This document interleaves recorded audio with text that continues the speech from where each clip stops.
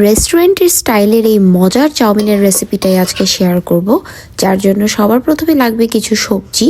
So একটা পাত্রে প্রথমে পানি গরম করে চিকেন এবং চিংড়ি আমরা সিদ্ধ করে নিব। তারপর অন্য পাত্রে আমরা সবগুলা সবজিকে একটু সিদ্ধ করে সেখানে চাউমিনটাও সিদ্ধ করে নিব।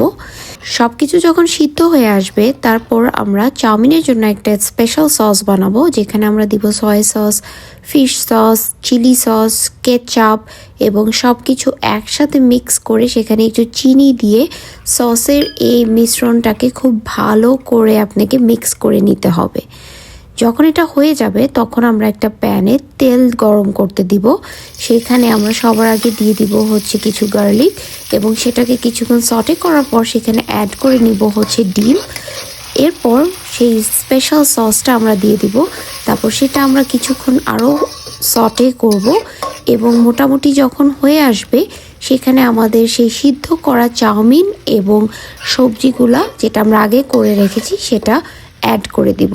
এবং এটাই সবচেয়ে ইম্পর্টেন্ট পার্ট, যেখানে আমাদেরকে খুব ভালো করে মিক্স করতে হবে। এই তো হয়ে গেল খুব সহজে আমাদের রেস্টুরেন্ট স্টাইলের এই মজার চাউমিন, যেটা আপনারা ডিম দিয়ে সার্ভ করতে পারবেন।